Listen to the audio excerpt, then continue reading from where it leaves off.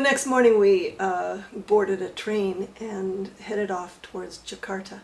So we're sitting on the train in cattle class, and this wonderful Indonesian lady comes through with this huge flat basket on her head, and she takes it down, and in the middle is a stone mortar, and around it is a bunch of leaves and some vegetables. And I said, oh, I'll have one of those.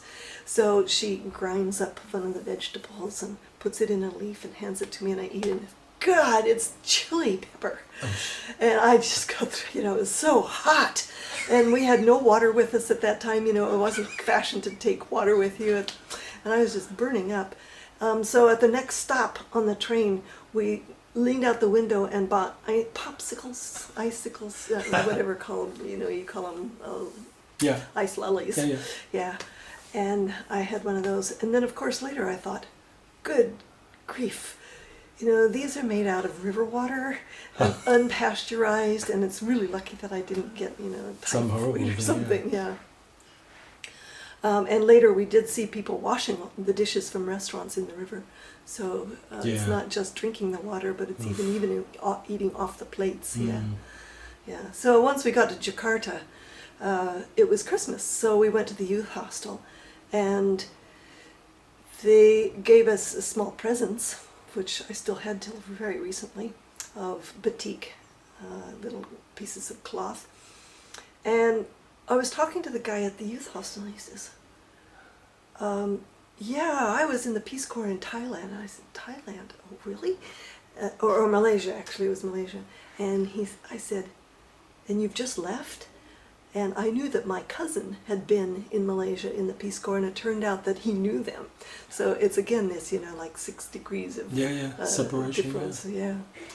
So we spent Christmas in Jakarta at the youth hostel, and then we got on a Who was in the youth hostel? Was it sort of all foreigners?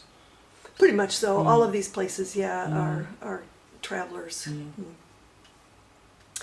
And then on this rickety old bus, and it was the typical kind of bus that you see in Southeast Asia with all the women and their chickens, and big loads on their heads and everything, and hard board seats that were very, very uncomfortable. And we rode for hours and hours through Bandung and up all the way to Surabaya, which is a port on the northeast. It was really muddy there. We changed and got a bus to go to Banyuwangi on the far eastern part of Java. And there we took a ferry across to Bali. And on the other side was a bus waiting for us, and the bus started in towards Denpasar and breaks down, right? So we're all standing there by the side of the road, and there was no, telephones at those times. You couldn't, notify somebody to come and pick us up. So this big flatbed pickup truck comes up, and it's an open, back. And he says, okay, all of you get in here and we'll take you into Denpasar. So we're, again, standing there with all the ladies and their chickens and big bundles and everything. So that's how we got into Denpasar. And then at that time, there were hardly any tourists in Bali, and particularly not from, what tourists there were from Australia, but there weren't very many. So what you did was you go down to the beach in the Kuta beach, and find a household that would rent you one of their outbuildings. So we did, and we were there over New Year's for about 10 days, actually. And the house was, the building was a concrete structure with open holes for windows and a simple spring bed with no mattress. And no other furniture in there. So it was just concrete floor, etc. It was really, really basic, but at least it was warm because it was Bali. And so I decided that I wanted to cook a New Year's meal. I would go to the market and go shopping. I learned how to count in Indonesian so I could buy things at the market. But what I wanted was a chicken. So all along this wall were these women who were sitting there with their chickens in cages. But I had never bought a live chicken before. So you go in and, is this one fat enough, And so I'd reach my hand in to the cage and feel its breast and back. And so I'd go into the next one. This one feels, maybe this one's a little fatter. And so I finally bought a live chicken to bring back to the compound. And of course, what do you do with it? I had no idea. You didn't get them to kill it for you? Well, the woman brought out a pan, and she says, "Here, you hold its wings, and I'll hold its neck." And she slit the throat and drained the blood into the pan, and then showed me how to pluck it by plunging it into hot water and stuff. Oh, right, okay. Yeah. I never heard of that. Yeah. Right, okay. It works. Mm. So we plucked the chicken and cut it up, and then cooked it in a kind of a bonfire in the courtyard there by wrapping it in banana leaves and sticking it in the coals. It's like roast potatoes or something. So that was a really interesting New Year's dinner and experience. And I remember going down on the beach, and it was, although it was winter, you could still swim. It was warm enough to swim, but there was this really tiny old guy who must have been in his late 80s, and very, very diminutive, and he had on this Western jumper sweater that went down to his knees. He was so small, and then hung off his hands, So, and then the kids were carving wooden pieces to sell to the tourists, and you could get them in the market, but they would come down to the beach and try to sell them to you there. And I didn't want to buy any for any money, but I did trade a shirt for one. So it was a barter system. Did you go into the centre at all, or were you in the south on the beaches down there, or whereabouts were you in Bali? You didn't go up towards a bush? No, actually didn't go out of Borobudur. I'm sorry, Bali. I was just going to say something about Borobudur though, and that was we did visit there, and I'm trying to figure out which route we went by then. Maybe we went from Bandung to Solo and Borobudur, and then up to. Anyway, again, these local country buses. You can go up and sit on the roof, because they have bars around the edge to tie luggage to and stuff, so you can go up there and sit.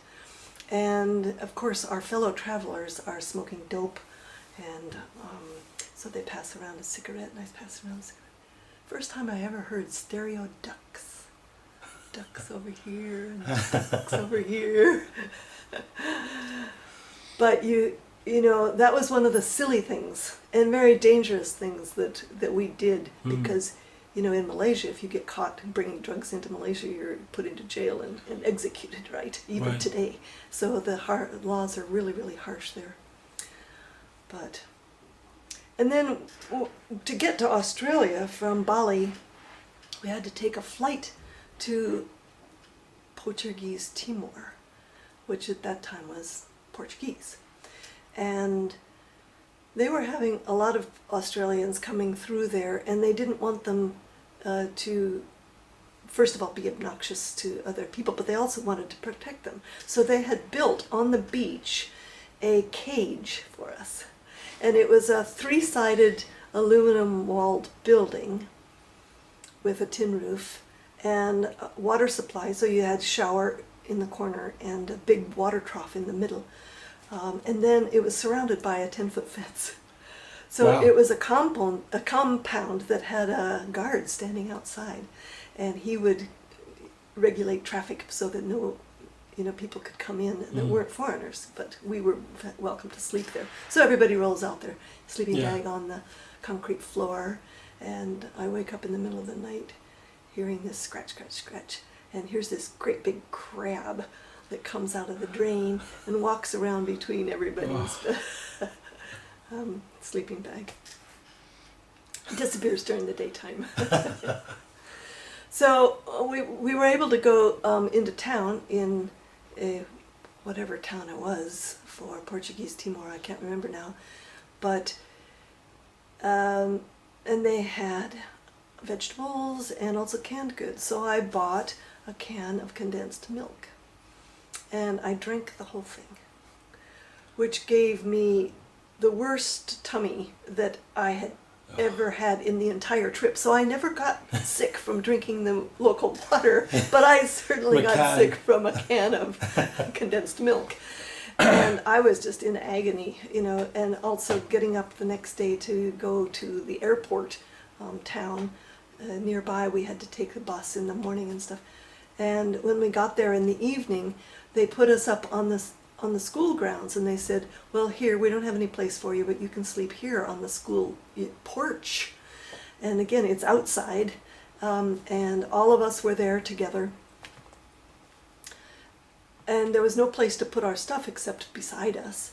And the day I had actually done something really stupid, which is I pulled out my traveler's checks and counted them in public in the restaurant, in the cafe. So I'm sure that one of my fellow travelers saw this, and that night my bag was stolen. So here I am, dawn in the morning, ready to get on the plane to go to Darwin, and I didn't have my passport, my tickets, or anything. My bag had disappeared. And so Koji decided he would go looking for it, and I thought, why would he think that he could find it? But sure enough, he did. It was in the neighborhood, dumped upside down underneath a tree, and he brought it back. And what they had stolen was my traveler's checks, my glasses, and a really nice necklace that I had bought at Expo. So I'm sure that it was one of the fellow travelers, because they left me my ticket and my passport. Oh, right. And I'm thinking, because do you think America had an embassy in Portuguese Timor at that time? No. Wow. How would I ever, get out of there if I didn't have the travel documents? Yeah. And everybody else would have left, right? So I was really lucky. The new resident. Really lucky. So when we got into Darwin, the first thing we did was walk into town, and I reported my traveler's checks missing. And luckily I had the numbers recorded somewhere else, and they gave me a replacement straight away, which is really extraordinary. Yeah. And then I wrote my dad saying, send me some more glasses, because he's my optician, optometrist. So once the business was done, it was getting towards 5 o'clock, so we went out south of the town and stood on the highway with our thumbs out. And we decided that we would hitchhike to, south to Adelaide. And the first guy that came by picked us up. And he was a young guy who had been working on a 6-month contract up in Darwin, and he was going home to Adelaide, and he did this regularly, seasonally. So we go a couple miles down the road, and he says, okay, here, wait in the car. And he goes in and has a couple pints before we leave. Right. And then we started, and it took 36 hours to straight driving. And he drove most of the way, but I also was driving part of the way. And while they were asleep in the night, first of all, I'm driving along, and we're in the middle of the desert, right? There's highway all the way down to, paved highway down to Alice Springs. And we did not go out to see Uluru. We went straight through. And but the road at that time south of Alice Springs was graded, gravel.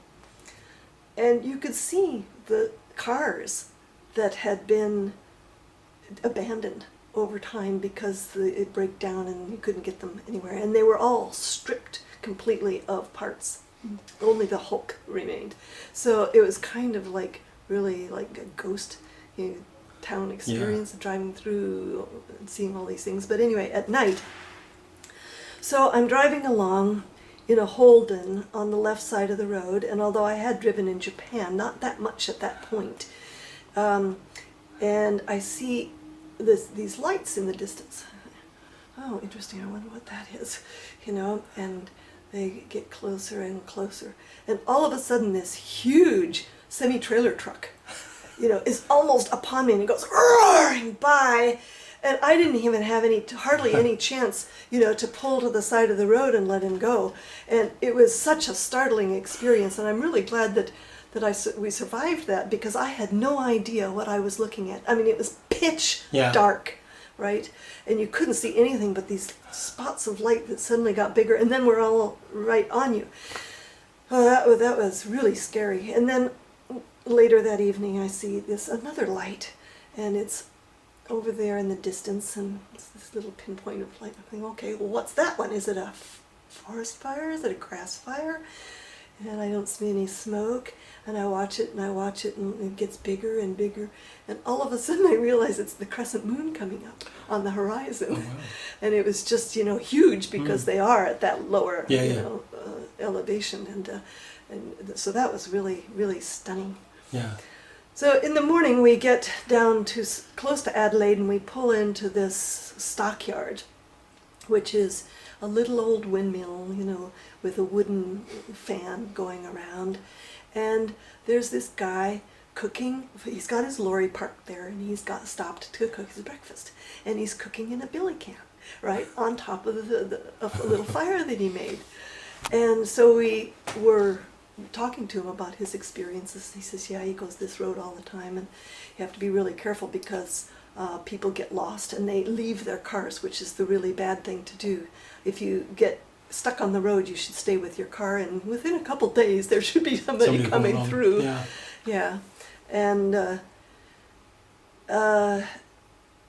yeah, and I remember the creaking of that The windmill. windmill. And in fact, we did have a breakdown. We lost one of the U-bolts for the axle in the back of the car.